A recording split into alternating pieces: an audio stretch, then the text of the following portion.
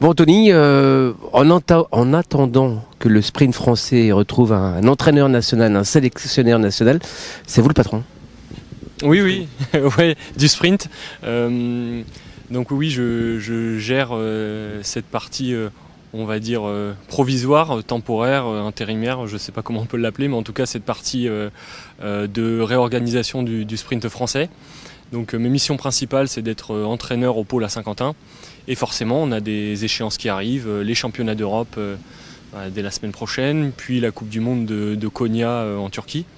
Donc cette période-là qui sera provisoire, ce sera moi qui la gérera avec le soutien de la hiérarchie. Et puis après, on espère que le sélectionneur, le head coach arrive à nos côtés. Bon, pas évident de reprendre tout ça parce que, sans revenir sur ce qui s'est passé Paris 2024, on peut pas dire que le sprint français soit sous les feux de la rampe. Ouais, exactement. Alors pour moi, donc ça fait depuis 2017 où je suis dans le staff, plus sur une posture d'adjoint. Donc le contexte, oui, je le connais très très bien. J'étais sur une posture d'adjoint, donc pas sur des postes stratégiques de décision, etc. Mais en tout cas, le contexte, je le connais. Je sais aussi le travail qu'il y a à faire derrière pour reconstruire un groupe qui performe et aussi des athlètes qui soient épanouis. Donc il y a beaucoup de travail, mais il y a une vraie volonté, que ce soit de ma part, du staff qui m'entoure aussi, parce que je ne suis pas tout seul aussi derrière tout ça, de participer à cette reconstruction et je pense que c'est en très bonne voie. 2025, du coup, ça serait quoi les nouveautés, les gars à suivre? Parce que si on regarde la liste, on connaît pas beaucoup vraiment les noms, quoi. Ouais, bien sûr. La volonté aussi, c'est de donner la chance aussi à certains jeunes qui montent.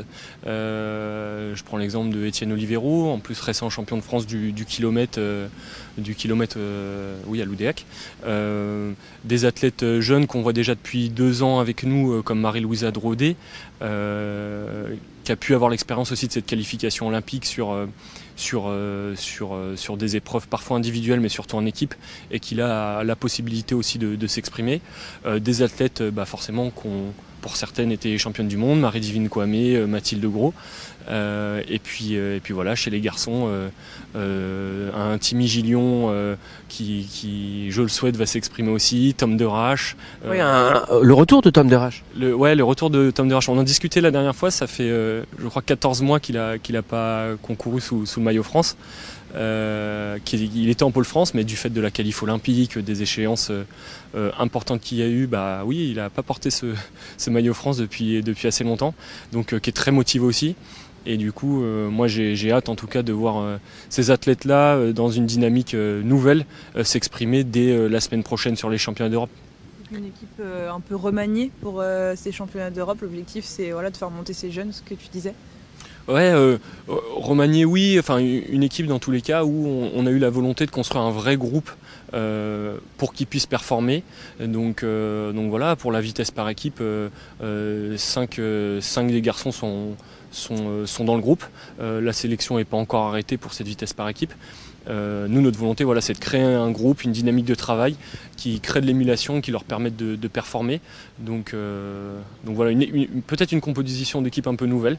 En tout cas, il y a, on va dire, aucune compo qui est gravée dans le marbre, et derrière on s'offre la possibilité avec la direction de pouvoir faire des compositions de vitesse par équipe qui permettent à la France de s'exprimer au plus haut niveau, mais peut-être moins ancré de ce qu'on a vu ces dernières années. Remanié, mais vous gardez quand même Sébastien Vigier, Ryan Elal, on se souvient tous de leurs mots assez tranchants à préparer 2024. Vous avez réussi à les remotiver? Ouais, alors je pense qu'ils s'exprimeront mieux que moi sur ce sujet. Nous, notre volonté, en fait, et ma volonté en tout cas depuis ce mois de janvier où j'ai pris le poste, c'est que ces athlètes soient épanouis. Donc, il l'était pas. Il ne l'était pas, ou en tout cas il ne l'était plus, du fait, je pense, d'un contexte sportif, des enjeux aussi très importants avec les Jeux de Paris qu'on a vécu l'été dernier. Et voilà, nous, notre volonté avec la direction, c'est de leur permettre d'être épanouis pour certains, donc c'est de sortir du pôle France, de construire leur projet aussi à l'extérieur, d'être toujours sélectionnable en équipe de France, à l'image de Sébastien Vigier, donc qui est plus au Pôle France depuis novembre 2024, mais qui pour autant a constitué son staff, a son entraîneur, et la preuve est sélectionnable pour les championnats d'Europe. Donc un système qui évolue, qui leur permet, je pense, d'être plus épanouis, et la preuve, sinon je pense qu'ils ne seraient pas là, en tout cas sur ces tests de présélection pour les championnats d'Europe. Anthony, si je vous dis que le sprint français repart de zéro en quelque sorte? Ouais, repart de zéro, j'aime pas trop ça. Plutôt, on va dire qu'on tourne la page et on repart sur une page blanche. Forcément, il y a eu énormément de remises en question. On repart pas de zéro dans le sens où la structure, on la connaît. C'est plus une réorganisation et de repartir sur des bases sereines, en tout cas, partagées par les coureurs, par la direction, et que tout le monde se sente soutenu pour que derrière, oui, on emmène l'équipe de France à reperformer au plus haut niveau et qu'on entende la Marseillaise. Dernière question, qu'est-ce qui ferait que les championnats d'Europe pour le sprint français soient réussis, qui commencent dès ce mercredi? Je pense déjà qu'on puisse, en tout cas on puisse se rendre compte aussi que ce climat est sain entre tout le monde, qu'il y a un bon état d'esprit, que derrière il y a un groupe qui se reconstruit. S'il y a des excellentes performances en vitesse par équipe, bien sûr qu'on prend, mais que derrière je pense que c'est un projet aussi à plus long terme, cette reconstruction. On a 2025, 2026, avant d'avoir cette saison 2027 où il y aura le super championnat du monde et aussi le début de la qualif olympique. Donc on a ces compétitions pour se reconstruire. Faut pas qu'on cherche à mettre la charrue avant les bœufs et de redémarrer en espérant des performances incroyables tout de suite. Je pense que l'enjeu n'est pas là, mais l'enjeu est bien de reconstruire ce groupe et derrière de créer une dynamique où on sera capable de peut-être faire fructifier ça sur des gros résultats en 2026, voire 2027. Mais ça serait quand même pas mal que le sprint claque des médailles sur ces Europes. Oui, je pense qu'on est tous de cet avis, que ce soit la direction, moi de mon côté, les athlètes aussi.